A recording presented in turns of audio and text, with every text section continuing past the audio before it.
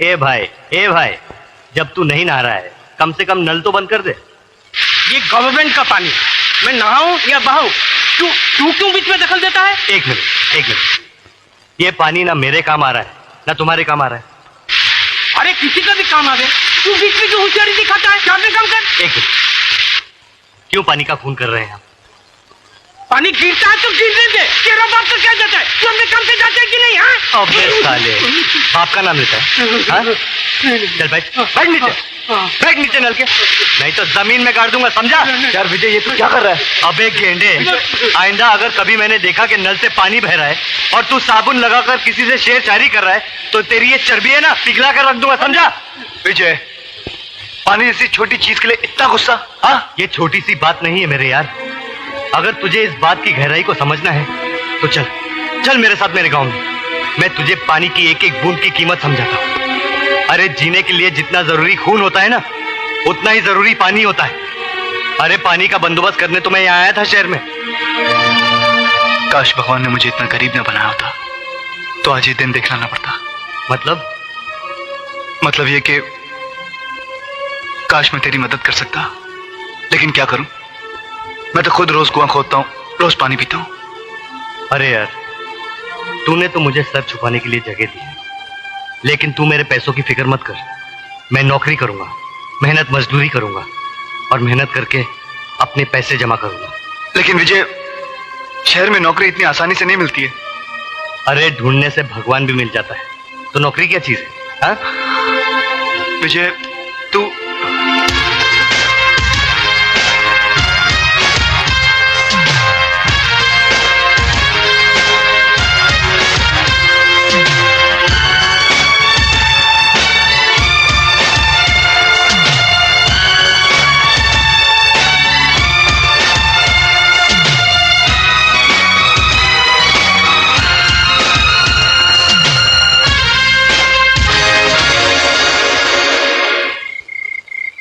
क्यों विजय मियां, आखिर नहीं मिली ना नौकरी?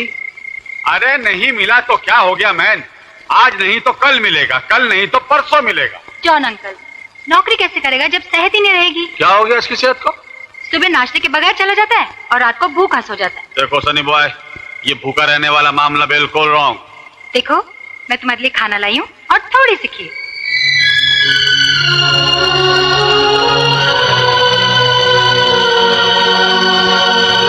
ए भाई, ये गरीब लोग का चाली है। घर का खोली खाली है पर दिल का खोली में बहुत जगह है। अमा विजय मियाँ, कहाँ हो तुम 3 दिन से? बिल्कुल लापता हो गए हो। वाह, उल्टा चोर कोतवाल को डांटे। अबे पहले तुम ये बताओ कि तुम खुद कहाँ थे 3 दिन से? आप अच्छी तरह जानते हैं, मेरा काम ही ऐसा है, आना जाना तो लगा ही रहता है। 2 दिन यहाँ 2 दिन वहाँ। चल, अगर तुझे भी भूख लगी है तो 2 निवाले तू भी खा ले। अबे चल जल्दी, चल जल्दी।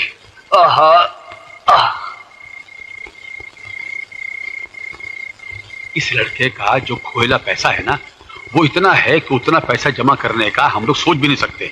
इम्पॉसिबल।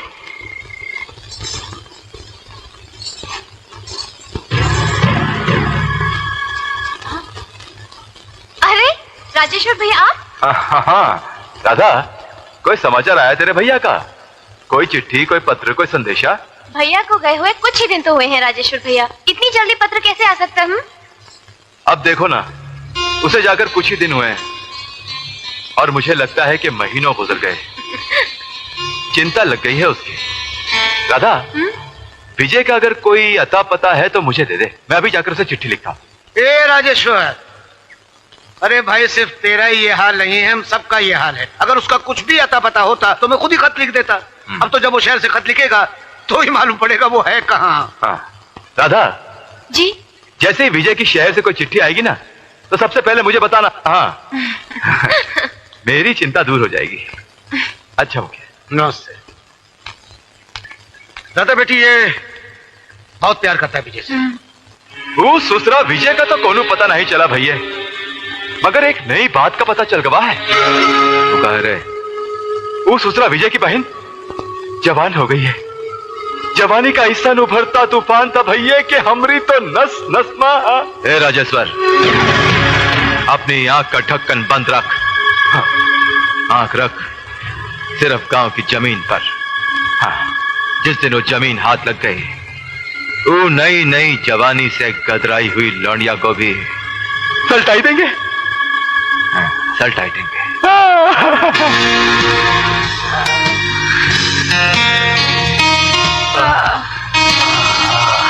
सुजी डार्लिंग, आज तो तुमने मुझे खुश कर दिया। ऐश करो।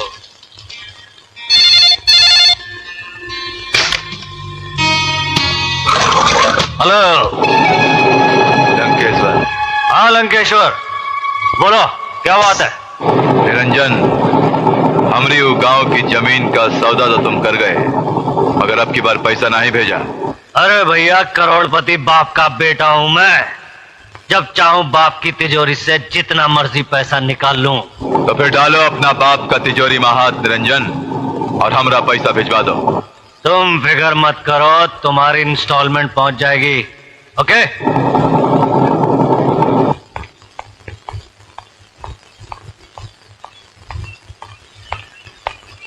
निरंजन। जी डैड।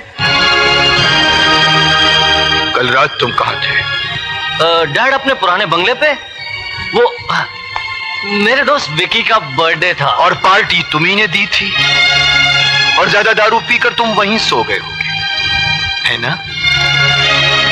बेटे, तुम गुमराही की जिस सड़क पर चल रहे हो उसकी मंजिल ठीक नहीं है। मुकद्दर ने तुम्हें दौलत दी है तो इसका मतलब ये तो नहीं कि तुम उसे दोनों हाथों से उड़ाओ। रहा सवाल तुम्हारे दोस्त और दोस्ती का, तो बरखुरदार जहां दौलत की रोशनी जगमगाती है वहां परवाने आ ही जाते हैं, मगर जैसे ही रोशनी बुझती है परवाने भी गायब हो जाते हैं। वैसे ही जिस दिन तुम्हारी जेब में नोट नहीं होंगे, तुम्हारे ये दोस्त भी नहीं होंगे, कोई तुम्हें पूछने वाला भी नहीं होगा। ओके ओके डैडी, आज से उन दोस्तों से मिलना जुलना बंद, ठीक है? अच्छा डैडी, मुझे हाथ खर्च के लिए कुछ रुपए चाहिए। फिर रुपए? अरे पिछले हफ्ते ही तो मैंने तुम्हें 50,000 रुपए दिए थे। डैडी, महंगाई कितनी बढ़ गई है आपको मालूम है? 50,000 रुपए में हफ्ते भर का खर्चा चलाना बहुत मुश्किल है। डैडी, वो जज का बेटा खतौड़िया, वो 20-20 हजार रुपए एक दिन में खर्च करता है, और वो राजू मिनिस्टर का बेटा 50-50 हजार रुपए यूं उड़ा देता है। दुनिया भर के बेटे क्या करते हैं ये मुझे नहीं मालूम बेटा, मगर तुम जो कुछ कर रहे हो वो गलत है, गलत है, गलत है। कभी पसीना बहा के 1 रुपया कमा के देखो बरखुरदार, तो जान जाओगे कि दुनिया में पैसा कमाना कितना मुश्किल काम है। डैडी, कभी कभी मुझे लगता है कि आपको औलाद से ज्यादा दौलत प्यारी है। नहीं, बाप की सबसे बड़ी दौलत होती है उसकी औलाद, मगर मैं देख रहा हूं कि मेरी औलाद एक ऐसी दिशा में जा रही है जिसका अंजाम ठीक नहीं है। अपने आप को संभालो बेटे, वरना एक दिन ऐसी गहरी अंधी खाई में जा गिरोगे जहां से मैं तो क्या तुम्हें भगवान भी नहीं बचा पाएगा। अपने वक्त है, संभालो संभालो अपने आप को। Good morning sir. Good morning. आज मजदूरों की पगार का दिन है। मैं बैंक से 10 लाख रुपए लेकर आया हूँ। ओह यस, आप गिन लीजिए। जिन पर विश्वास होता है वहां रुपए गिनने की जरूरत नहीं पड़ती। आओ चले।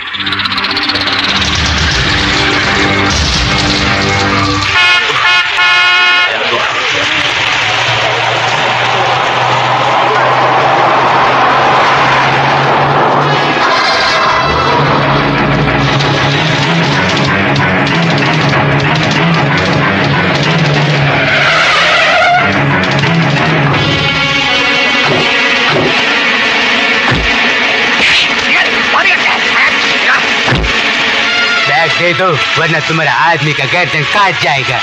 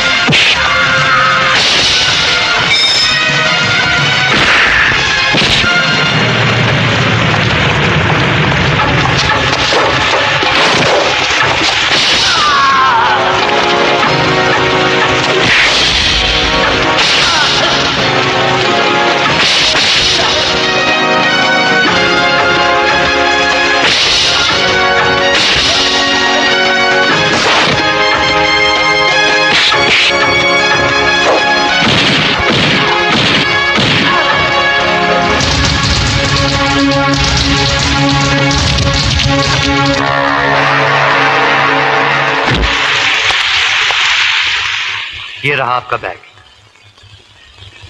क्या मैं तुम जैसे दिलेर आदमी का नाम जान सकता हूं? साहब, मेरा नाम विजय है। जानते हो, इस बैग में 10 लाख रुपए थे। 10 लाख हो या 10 करोड़, जिसकी अमानत है उसे वापस मिलनी चाहिए। ये मेरा धर्म है साहब।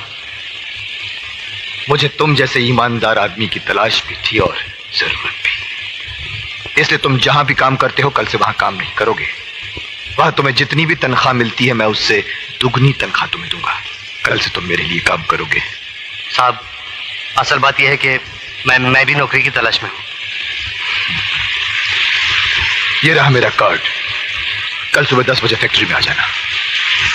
साहब, मैं समझ लूं कि नौकरी मिल गई?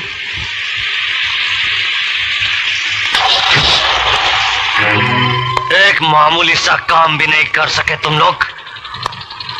एक बैग छीन के लाने के लिए कहा था, वो बैग भी छीन कर नहीं ला सके तुम लोग। वाह बेटे वाह, तुझे आज अपनी औलाद कहते हुए भी मुझे शर्म आ रही है। अरे दुनिया का बड़े से बड़ा चोर डाकू भी अपना घर छोड़कर डाका डालता है, मगर तूने तो अपने बाप की दौलत पर ही डाका डाल दिया। अपने बाप को लूटना चाहता है तू। बाप जब बेटे की फिक्र नहीं करता तो मजबूरन हम जैसे बेटों को ऐसा रास्ता अपनाना ही पड़ता है। खामोश। तेरे उन अय्याश और गुमराह दोस्तों पर लुटाने के लिए हराम की दौलत नहीं है मेरे पास। अरे क्या नहीं दिया तुझे मैंने? घूमने के लिए गाड़ियां, रहने के लिए आलीशान मकान, नौकर चाकर और एक अमीर बाप के बेटे का नाम दिया है तुझे मैंने। और तू आज अपनी गलती की माफी मांगने के बजाय ऊंची आवाज में मुझसे जबान लड़ा रहा है। डैडी, वो जमाने गए जब बेटे बाप से ऊंची आवाज में बात करने से घबराते थे। ये 20वीं सदी है। हर आदमी अपनी मर्जी से जीता है। अपनी मर्जी से जीना चाहता है तू? अपनी मर्जी से तो जा, जी कर दिखा मुझे। अपनी मेहनत और पसीने की कमाई से 2 वक्त की रोटी कमा कर दिखा मुझे, तब मुझसे। मुझे कमाने की जरूरत नहीं है। आपकी दौलत पर मेरा भी हिस्सा है। आपके रुपयों पर मेरा भी हक है। कानूनी तौर पर आपकी एक एक पाई का मैं भी हकदार हूं। अपने बाप पर हमला करवाकर जो बेटा 10 लाख रुपए लूटने के लिए इंसानियत को भूल सकता है, खून के रिश्तों को भूल सकता है, ऐसे नालायक बेटे का अपने बाप की दौलत पर कोई हक नहीं होता। कोई हक नहीं होता। इससे पहले कि मैं तेरे खिलाफ कोई ऐसा कदम उठाऊं जिसके नीचे तेरी जिंदगी कुचल कर बिखर जाए, संभाल ले अपने आप को, संभाल ले। ये मेरी आखिरी वार्निंग है तुझे। इसके बाद आइंदा ऐसी कोई तूने गलत हरकत की तो मैं तुझे अपनी जायदाद से बेदखल कर दूंगा।